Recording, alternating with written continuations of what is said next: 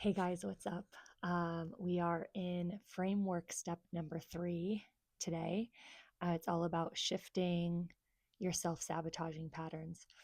I love talking about this topic in specific because if I could write a book on recognizing self sabotaging patterns and how to get away from them, that book would probably be like as big as a Harry Potter book. So there'd be a lot of pages or a lot of paper to start a fire or whatever. But you know what's interesting is as this is my seventh video in a row that I have done, and I'm committed to doing 100 in a row. I have been sabotaging using my voice, strengthening a gift that I have to speak, putting myself out there, talking more in long form content for a very long time, all because I was overthinking, trying to perfect the perfect plan, wanting to have the right lighting, the right camera system, the right backdrop. And I am recognizing how we all have these anxious tendencies to put things off because of the idea of how they have to look first. And the longer you do that, the longer you put it off, and the longer you miss the opportunity. Just want to check my mic to make sure it's on. You miss the opportunity to step into strengthening your gift, growing and evolving, um, or finding a new community or a new avenue or a new skill. And so I'm really grateful to be on here doing this. And really, I am learning how to put myself in uncomfortable situations in order to find out more about who I am.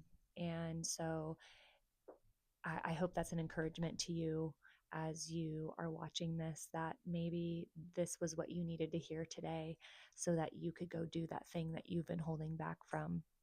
Because self sabotage is one of the most frustrating things that we do to ourselves. It is annoying. Um, it is irritating, especially because I don't know about you, but for me, like I saw it happening as it was unfolding, as if I was in this 3D experience. And I'm like, what? And I would like, it was like I was yelling, stop, but I couldn't hear myself. So I would just continue on until I left feeling like complete crapola. Um, and so, you know, my clients and myself, like, why do I keep feeling like I'm a hamster on a wheel, spinning and spinning and spinning? I don't want to be doing that thing that I keep doing, and yet I'm doing that thing that I'm doing. And it's making me unhappy. It's making me unfulfilled. It's making me angry. It's making me frustrated. And so for the longest time, I I was repeating these patterns that I just thought were a part of me. I thought it was what I was destined to experience and live. Could you imagine? I mean, if I got left in one of these relationships that I was in the past, I would probably look like Mr. Burns from Simpsons because I would be so thin from the anxiety running me that I would have nothing left to give but my ribs popping out of my skin. But if you've ever asked your therapist or yourself or your friend, like, why do I keep doing the same thing even though I don't want to? This video is for you, my friend. This video is for you. There was a time after I had, been in therapy for about 6 or 8 months. I had done the work. I had I've developed the insight, I've developed the awareness. I understood the anxious part of me and why she was doing what she was doing. I feel like I was starting to recognize the difference between my brain and my mindset and my body and my nervous system. I could see the patterns happening, like I mentioned, I could see them unfolding, but yet I still defaulted to people pleasing and perfecting and overperforming, and I was abandoning myself over and over and over and over again under stress because that was what I was used to doing. And these, I just want to remind you because I know as I'm saying this, you're like nodding your head. Yep. Yep, Brianna, you're right. Yep, I've done that. I know what that feels like. And these are just their survival mechanisms. They are just survival mechanisms. And when you can start to see that happening, you can slow down the behavior. You can literally slow it down, even slower than what I was just describing before. And you can watch it happening in real time and determine, am I going to keep going or am I going to stop? And oftentimes I will tell my clients, even if you can recognize this as a survival mechanism and you see it happening and you're allowing yourself to stay in it, even though it's going to be hurtful, even though you know it's going to land in you feeling more ashamed, even though you really don't want to, as long as you are present minded enough to see it happening, it's a win.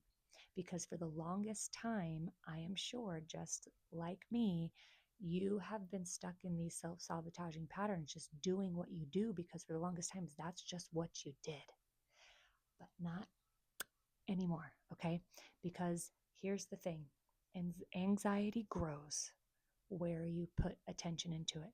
Anxiety strengthens and becomes bigger through the behaviors, through the responses, through the things that you're doing. It doesn't grow through a lack of awareness. It grows through the pattern. And so, like I said, as long as you're being present minded to it, you're going to start seeing things quicker. You're going to start feeling this desire to change. And even if you change a little bit and then you go back to what's familiar, you're still disrupting the pattern. And that's what needs to happen in order to shift out of self sabotage is you've got to disrupt the pattern. Disrupting the pattern feels scary. It feels very scary. I have a lot of clients in my therapy practice, women who have like panic disorder, all sorts of different panic disorders. I'm not even going to list them. But the challenge for them is disrupting the pattern because the panic wants to convince them that they have to do whatever it is they need to do, go to their safe place, eat their safety foods, avoid, hide, isolate, do those things because it feels so scary. But y'all, scariness is not bad. Being nervous, being afraid is not bad, and you're not in danger 99.9999999% of the time. Okay. So the nervous system, just like anxiety strengthens with behavior, the nervous system repeats what it knows, right? It repeats what's most familiar in order to keep you safe.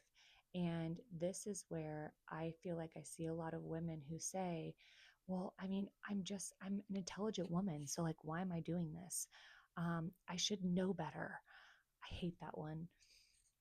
None of this has to do with your intelligence. Anxiety doesn't care how smart you are. Anxiety doesn't care about your degree, about your level of expertise. It doesn't care about your status. It doesn't care about any of that.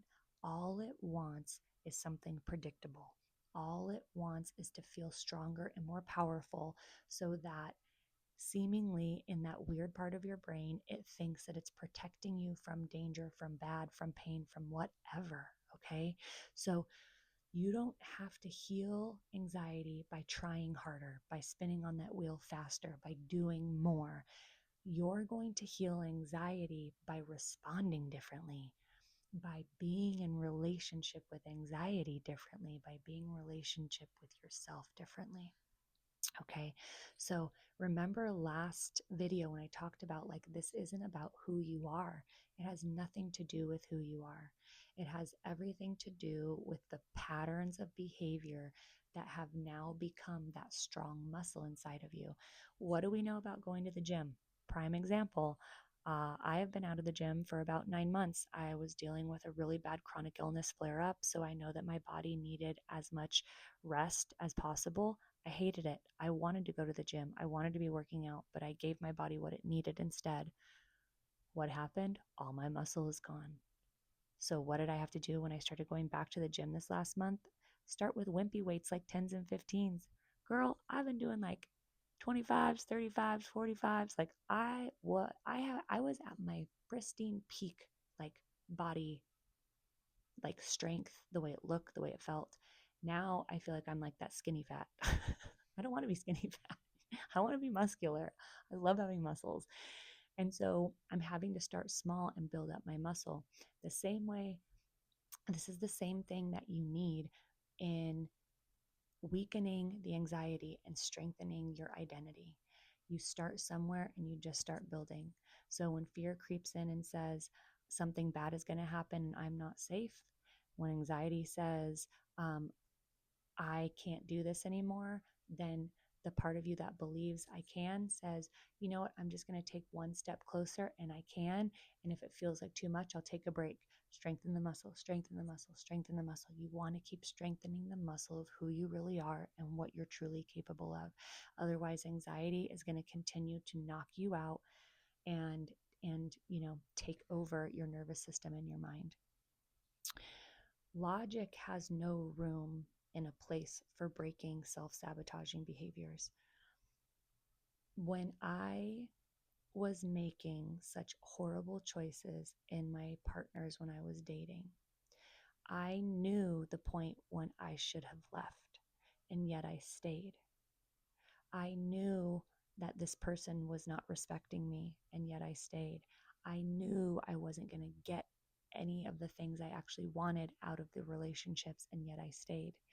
Logic could not stop me from going back because my sabotaging behavior said, if I leave, I have nobody and I'm all alone and I'm a loner and I've failed and I'm going to live like I'm not even going to use crazy cat person because like I know I have single friends with lots of cats and no judgment. I'm just not a cat person, but I would in fact live as a single crazy dog lady with like 70 fosters in my home or something, because that would be more of my MO. So logic won't help me in this space. I had to see what sabotaging behavior was feeding it, right? The need to be loved, the need to not be alone, the need to avoid myself and be distracted by other people. And that those needs for logic, those moments when I'm trying to like out understand myself, when I'm trying to find the systems in place to stop this, those are moments where anxiety is trying to take control. So when you overthink, when you are ruminating, when you're scheming plans, when you're going over all of the things that have happened, that's just anxiety trying to take control back. Stop it. Stop it. It's not working for you. Okay. Overthinking does not help you get to the solution. Overthinking builds the anxiety muscle and makes it even stronger. So you have to get to a point where you're able to name what's under the thought, name the feeling, name the fear, name the feeling, name the fear, name the feeling, name the fear. The feeling is let's say for me in that dating experience, the feeling is is a fear, being afraid. And what am I naming the fear? The fear is telling me that I'm going to be all alone and that this is better than nothing. It's better to be disrespected than to have nothing at all. How sad, right? And so you just keep playing that out. Name the feeling, name the fear. You don't have to silence the thoughts that come up here. A lot of times we try to stop the overthinking, we try to stop the ruminating. But no, all you're doing is changing the environment that they live in by turning your focus to something else. Oh, wow, I'm having that thought about wanting to go back to him after he just told me how much of a piece of crap I am and that I'm worth nothing, and that I deserve to be alone for the rest of my life. And I'm thinking I should just reach out to him because maybe he's changed his mind, or like maybe he was just angry and he didn't really mean that. Like, because he's told me before how much he loves me and, he bought me that really cute purse and, whatever it might be. I got to change the environment I'm living in. I got to live in one that's more realistic to what's happening. Okay, so what is it I want? Well, I want respect. I want love. What does love actually look like? Love is kind, love is patient, love is generous. Love doesn't boast, love doesn't hurt. Break it down.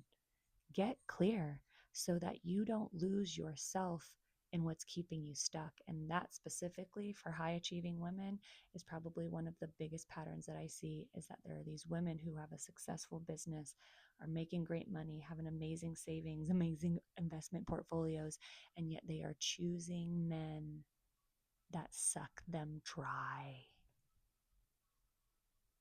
So these self-sabotaging behaviors, I promise you, are going to go away, but you have to be able to see them for what they're worth first before breaking them and getting out of them.